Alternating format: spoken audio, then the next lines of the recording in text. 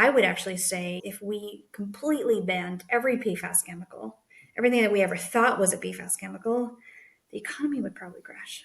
The economy uses so much PFAS right now for many important reasons. Like I would argue in some health applications, it's necessary. They haven't found any other substitutions. These people need these. Unfortunately, they need the PFAS in order to survive. We've actually found that about greater than 98% of humans have PFAS in their blood. And right, this is a tough one. PFAS are known to be toxic and carcinogenic, causing a fair amount of health issues. So we're actually able to break that forever bond, completely breaking the PFAS cycle by truly mineralizing these compounds so that they can basically flush the treated water down and it doesn't have PFAS in it anymore.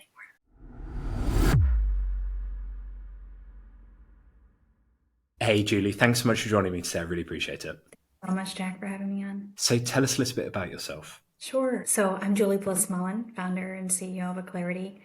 I founded Alcarity back in 2017. Actually, I was pursuing a PhD at the University of Massachusetts at Amherst and really doing a lot of work studying the technology side on water treatment and doing some work on PFAS, of course.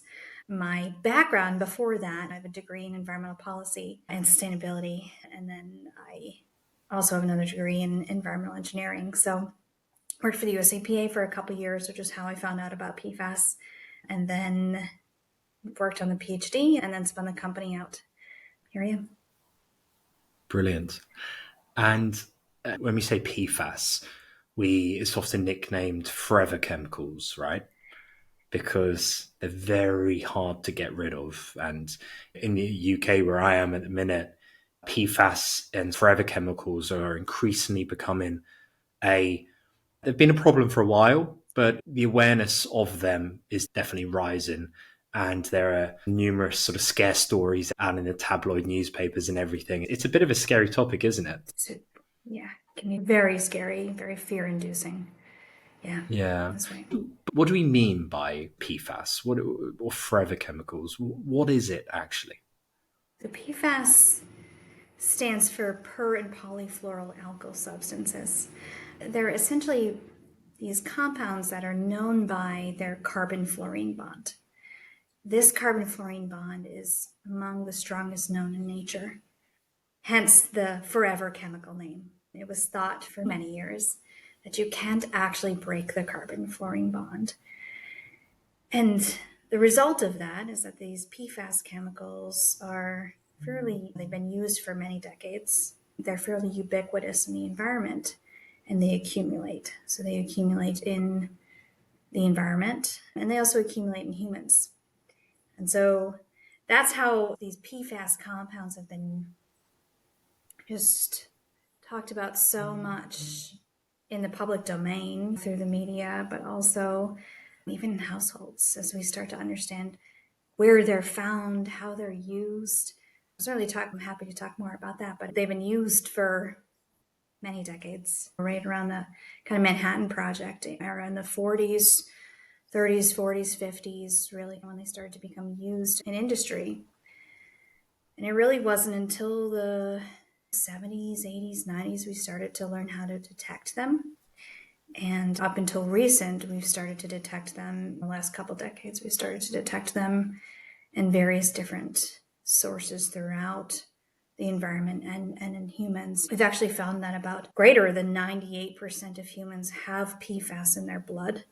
And right, this is a tough one. PFAS are known to be toxic and carcinogenic, causing a fair amount of health issues.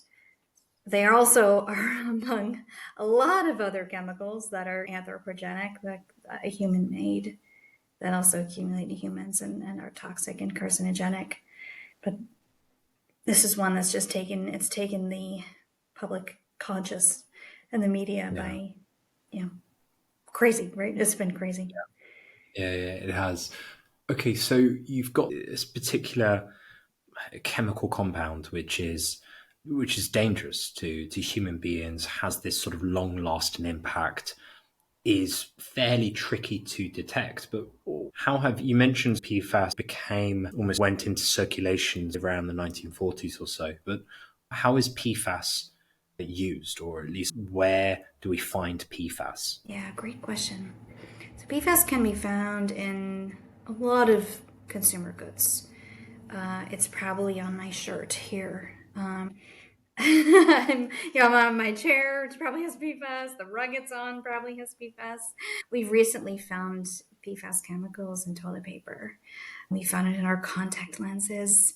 It's in pizza boxes and popcorn bags. And the industry, having now understood or getting to the point where we understand how, on one hand, good these chemicals are because they resist water, they resist oil, they're very helpful chemicals in many ways, but they're also toxic. And as I said, they accumulate. And so there is a pretty big push in industry to try and phase them out. At least in the United States, and I know Europe is pretty much there too, but phasing out PFOA and PFOS, which are some of the two most common PFAS compounds, longer chain compounds. But then industry is trying to find out ways to replace them with other types of chemicals. Yeah, and so that's been tricky because sometimes the replacement chemicals aren't any better. Is it that water repellent nature? Is that predominantly what it's used for, or is it one of these sort of chemicals that just has a long list of uses that that industry just can't resist using? So many uses. You can think about rain jackets. Rain jackets have a lot of PFAS in them, right? They repel water, and they do a very good job at doing that. Tents when you're camping, right? There's PFAS in tents, but they resist oil as well. That's why these pots and pans that we've cooked with for many years, there have been a lot of PFAS chemicals there to resist oil to make it nonstick. So they worked very well, but it's not the best use, right? Because we're just consuming them. And at the end of the life, they're just thrown away, right? All these goods are thrown away. They end up in the landfills or somewhere else in the environment. And this PFAS cycle just continues. It rains, the water, the PFAS is leached out from these goods back into the environment, into our drinking water, into our soils.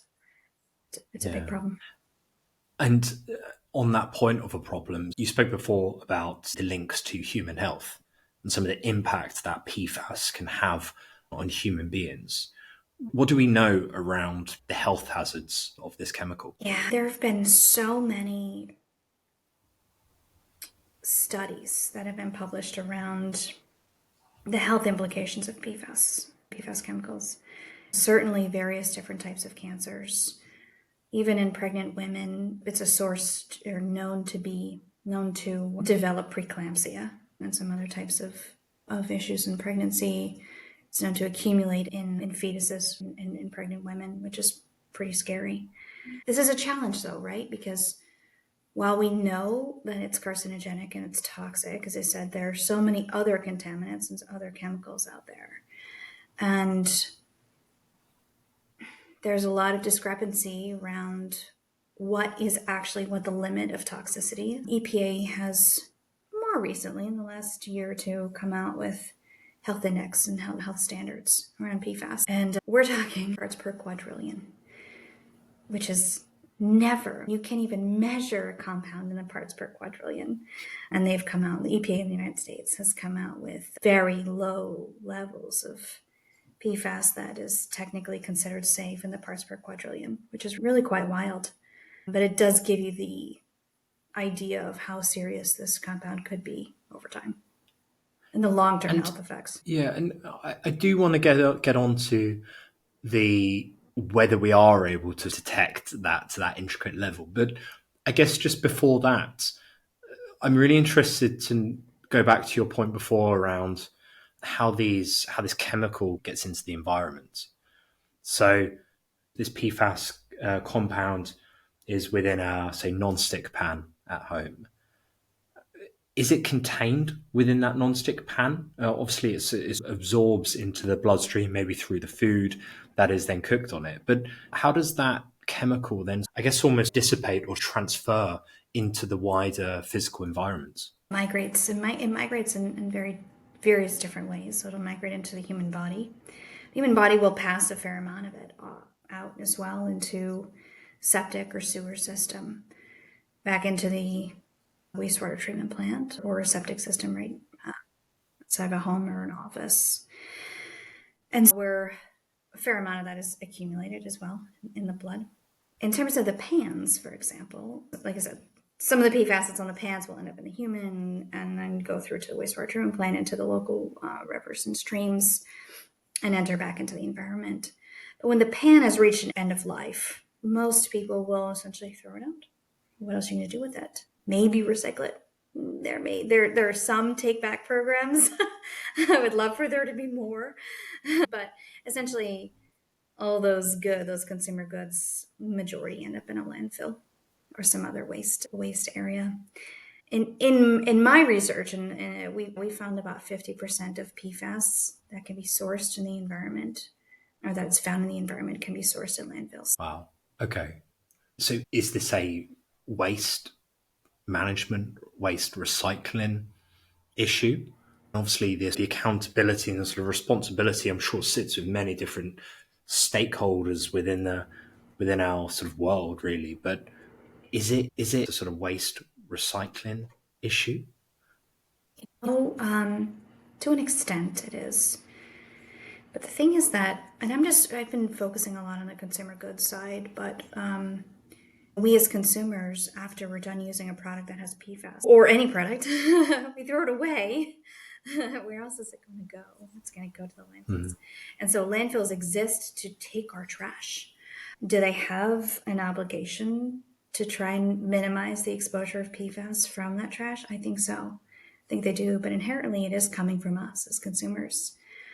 I will also back up to say that PFAS is also found in firefighting foams, and there's a big effort to start to use foams that don't have perfluorinated compounds, per and polyfluoral compounds, because at airports, around some DOT sites, firefighting academies, where they're even using this firefighting foam to do drills, it's oftentimes not well contained and oftentimes will end up in the local environment as well and re-enter the cycle again. Right, so it's there. Even from a more micro side, we're talking it's used very widely in the semiconductor industry, also used in the medical device industry. It's a very helpful lubricant for catheters, for example. And so the PFAS compounds themselves are very helpful in a lot of ways. And I would actually say if we completely banned every PFAS chemical, everything that we ever thought was a PFAS chemical, the economy would probably crash. The economy uses so much PFAS right now for many important reasons. So is it that balance of, Yeah. do you phase it all out? Do you try and find other alternatives? And how can we manage it? We can manage it from a waste management standpoint, but even best is just to use the smallest amount possible for only really critical applications.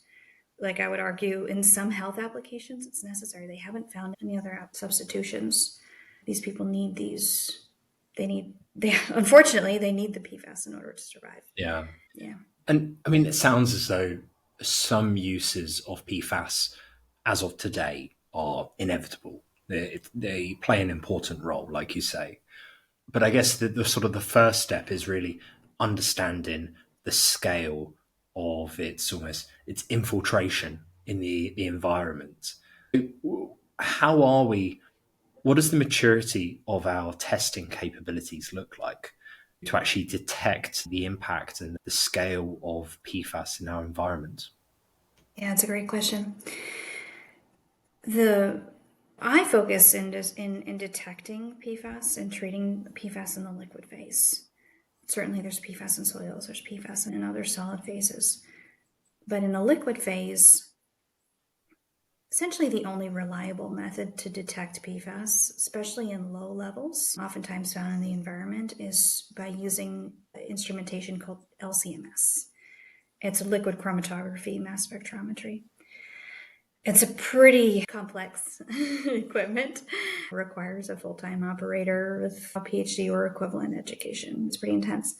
The EPA in the United States has done a pretty good job with trying to develop standards to detect PFAS in low parts per trillion levels, where they're oftentimes found. The biggest issue with detection right now is long turnaround times. It's a supply chain issue, really. There are only so many of these LCMS equipment instruments that it's not uncommon for you to send a sample and wait 4, 6, 8 weeks to get a sample back. So that's the biggest issue. So there are a fair amount of companies now. There are companies that keep coming up that we're certainly working with that are working on other ways and other instrumentation, other sensing capabilities to speed up that time cycle. Yeah.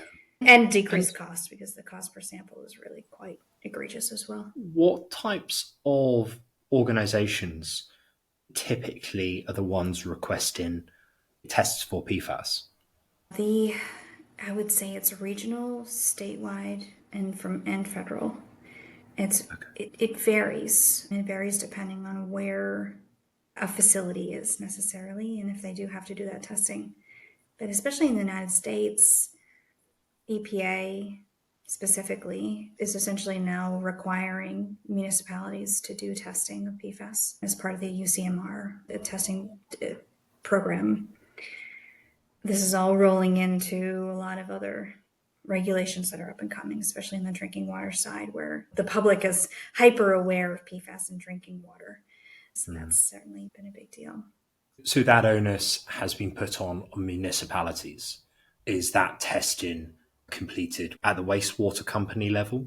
It's actually occurring mostly in the drinking water facilities, in Okay. the utilities. On a more regional and statewide basis, some states have been pretty proactive in regulating PFAS in the discharge, in the effluent discharge. Michigan is one of them.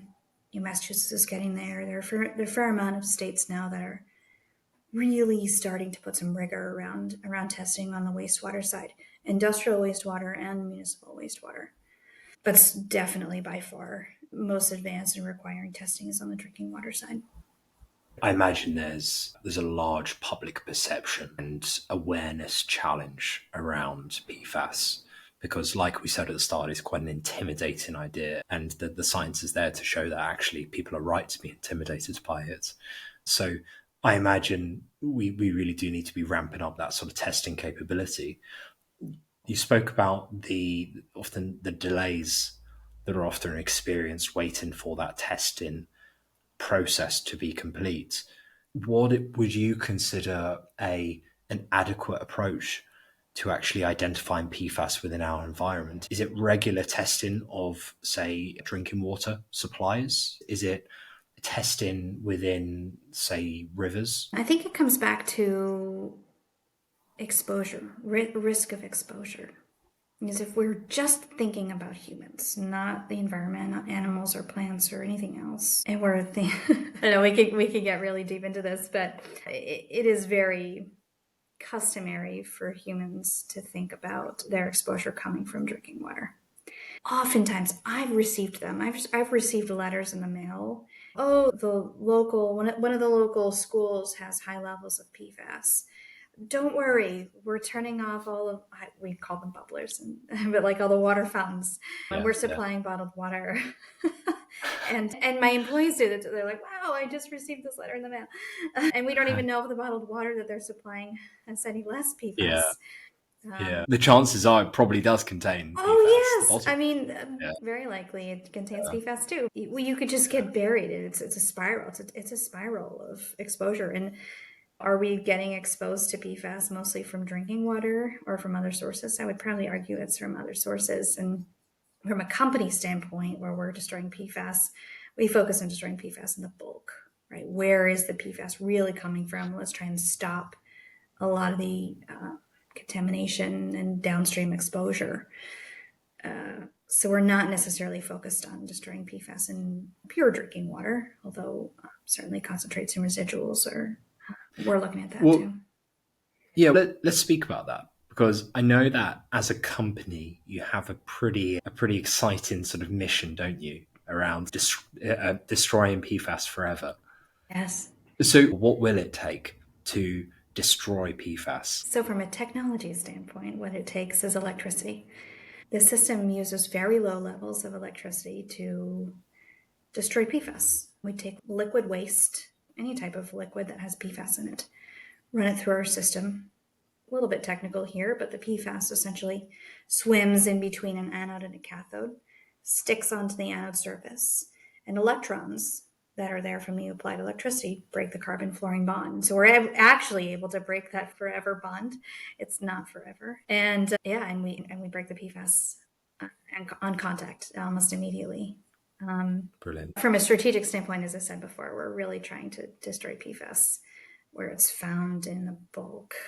There's a lot of PFAS. We're completely breaking the PFAS cycle by truly mineralizing these compounds so that they can basically flush the treated water down and it doesn't have PFAS in it anymore. And just on the point of where it exists in bulk, so where do you go hunting for PFAS as a company?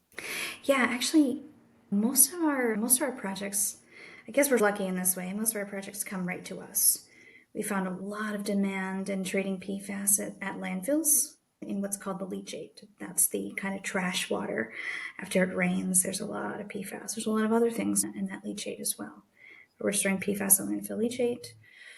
We're working with industrial customers who have PFAS in their effluent, again, to stop the discharge of PFAS into local rivers, into the wastewater treatment plants, and beginning to do a fair amount of remediation work as well. So where there's been a big spill or firefighting foam in the groundwater, for example, that's where we're finding a lot of PFAS, and we're trying to get it where a lot of it exists. Yeah. So I'm really interested in this. So I'd like to dive into it in a little bit more detail. So you have the means of actually breaking that compound, and you're then able to, as a result, essentially mineralize it and store it and do something sensible with it. When a liquid containing that PFAS compound enters into your system, you spoke a little bit about that process it flows through, but would you mind just breaking that down in a little bit more detail? And particularly around what happens next. So it flows through, it breaks down that compound. What are you then left with? And what do you do with that output? Yeah, so the majority of these PFAS compounds are converted into CO2 and fluorine or fluoride. And as you can imagine, the starting concentration of PFAS is typically pretty low. We're talking micrograms per liter or parts per billion, maybe milligrams per liter, that's the parts per million. We're breaking the PFAS compounds down into CO2 and other types of fluorine, and essentially the CO2 and the fluorine stay in that water, and they are basically flowed right out. In the United States, we add fluorine to water, actually for teeth and for teeth health, and this is lower concentrations of fluoride that we're producing. There's no filters. We're not capturing it, so to say. We're just letting it flow right out safely. Amazing. It's funny to think that such a dangerous chemical can be processed and then it can just float away into the atmosphere completely resolved, or with all of the sort of the badness removed from it. How effective is that treatment process? Is it something that we can really rely on at scale here? It is definitely. And we work with each client to understand what their water quality is, what types of PFAS they're dealing with, how that changes. Sometimes it'll change on a daily basis. And then also what their effluent discharge targets or permits are. And the good thing about the technology itself and these systems is that they're modular. If today they say, okay, we want to get it down to 50 parts per trillion, because that's what the municipality, the wastewater treatment plant wants to say, I'm making a number up, less than 50 parts per trillion nanograms per liter. And then next week they come and they say, sorry, you got to treat it even more, right? Let another skid. And so we can deal with this changing water quality. We can deal with changing regulations and permits and whatnot. And that's so important to be able to work directly with our customers to meet their needs. That's incredible. So, I mean, without your technology, what would we be left with? What is the alternate to this? Is there one? There are alternatives, but they're changing. Conventionally, so capturing PFAS has been a thing for a couple decades. Only done when necessary, when needed typically. You can use granular activated carbons, like big Brita filter tanks, essentially. And so you can capture PFAS on this carbon. The thing about that is that now you have to throw it away. It's going to go back into the landfill, re-enter the environment, and just continue the whole PFAS cycle. So there's activated carbon, there's ion exchange resins. I do a similar job. From a treatment side too, you can separate PFAS from water with membranes. RO, reverse osmosis, will do that pretty well. There's also a newer application of a technology called foam fractionation, where essentially you bubbles air through a liquid, add a surfactant, the PFAS stick to these bubbles and then rise to the top, and you can essentially skim off the bubbles that contain a fair amount of PFAS to separate PFAS. So those are more separation technologies. Even more basic, the industry is still considering sending PFAS streams, liquid PFAS streams, into a well for deep well injection without any treatment. There's opportunities to take solid and highly concentrated PFAS waste to an incinerator. It's really quite expensive and still very debatable what actually happens to the PFAS and if it essentially puffs back up into the air.